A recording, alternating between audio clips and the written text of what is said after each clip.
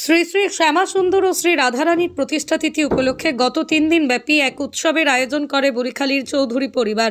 ধর্মীয় নানা রীতিনীতি মেনে 18ই নভেম্বর সোমবার থেকেই শুরু শ্রী শ্রী শ্যামসুন্দর ও শ্রী রাধারানীর প্রতিষ্ঠা তিথির এই অনুষ্ঠান। আর তারই অঙ্গ হিসেবে তৃতীয় তথা অন্তিম দিনে ঘোড়ার গাড়িতে করে নগর পরিক্রমা করা হয় চৌধুরী পরিবারের বিগ্রহ শ্রী শ্রী শ্যামসুন্দর ও শ্রী রাধারানীকে। বর্ণাঢ্য শোভাযাত্রা সহকারে বুধবারের এই নগর কীর্তন বুড়িখালী চৌধুরী বাড়ির সামনে থেকেই শুরু হয়ে বুড়িখালী কাজিরচড়া বাউরিয়া স্টেশন সংলগ্ন রাস্তা দিয়ে ঘুরে শেষ হয় চৌধুরীদের নিজ বাসভবনের সামনে। এদিকে এই উৎসবকে কেন্দ্র করে বিশেষ নিরাপত্তায় নবদ্বীপ থেকে আনা হয় শ্রী মহাপ্রভুর পাদুকা। পাশাপাশি ধর্মীয় নানা রীতিনীতি মেনে হয় বিগ্রহের মহাস্নান। বিভিন্ন ধরনের নৈবেদ্য পরমান্ন নিবেদন করা হয় শ্রী শ্রী শ্যামসুন্দর ও শ্রী রাধারানীকে। পাশাপাশি উৎসব উপলক্ষে এদিন চৌধুরী পরিবারের পক্ষ থেকে আয়োজন করা হয় এক অন্নকূট উৎসবের, যেখানেই প্রায় 3000-এর বেশি মানুষ অংশগ্রহণ করে বলেই জানা গেছে।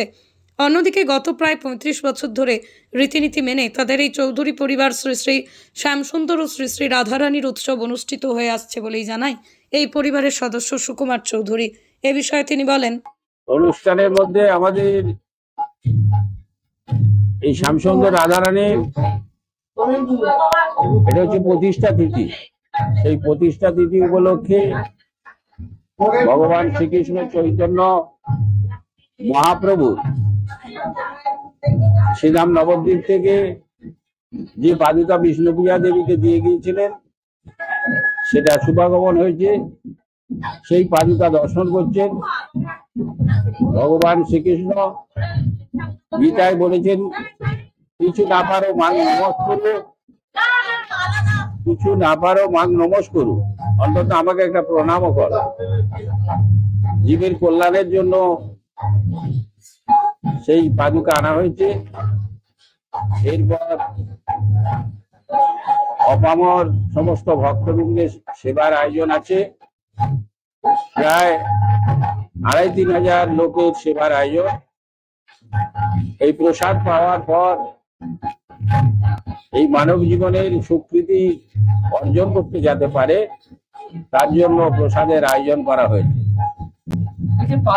শ্রীকৃষ্ণ চৈতন্য মহাপ্রভু যখন আজ থেকে 550 বছর আগে উনি শ্রীধাম নবদ্বীপে অবতীর্ণ হয়েছিলেন, অবতীর্ণ হওয়ার মূল কারণটাই ছিল তখন বর্ণ বৈষম্য বোধটা চরম আকারে ধারণ করেছিল। এই বর্ণ বৈষম্য বোধকে দূর করার জন্য ভগবান শ্রীকৃষ্ণ চৈতন্য মহাপ্রভুর আবির্ভাব ঘটেছিল 550 বছর আগে। ভগবান শ্রীকৃষ্ণ যে গীতায় বলে গিয়েছিলেন, চাতুর্বর্ণং মায়া সৃষ্টং গুণ কর্ম বিভাগশ, এবং সাম্যবাদ সৃষ্টি করেছিলেন এই হরিনাম সংকীর্তনের মধ্যে দিয়ে। এটা যখন প্রচার করতে শুরু করলেন, বিরোধিতা শুরু করলো।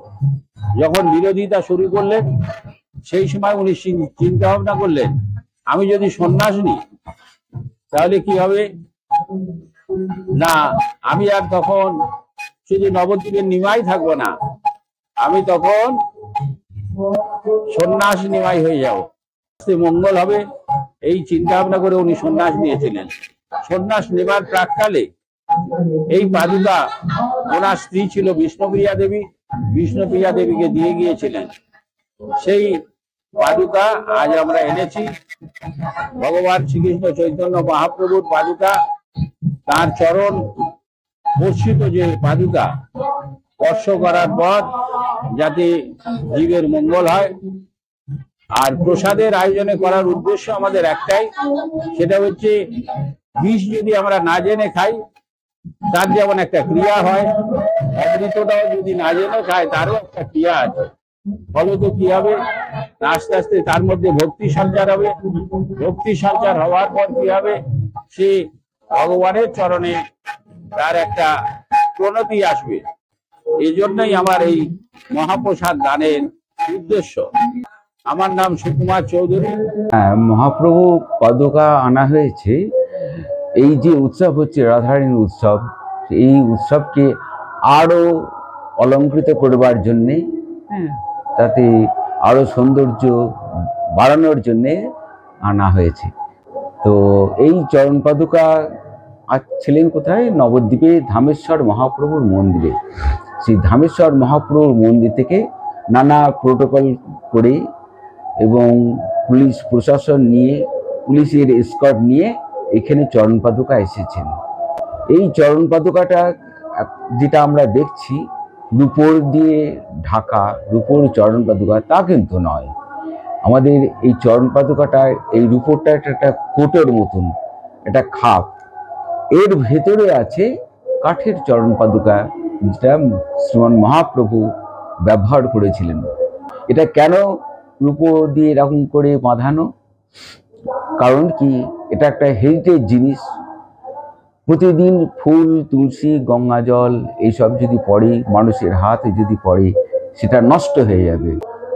আর আমাদের এটা এই রূপো দিয়ে বাঁধানো বলে এখনো এটা মোটামুটি সুন্দরভাবে রয়েছে। শ্রী নারায়ণ গোস্বামী নবদ্বীপে এই চরণ পাদুকার যে মন্দিরে থাকেন, ধামেশ্বর মহাপ্রভুর মন্দির, সেই মন্দিরে আমরা সেবায়িত।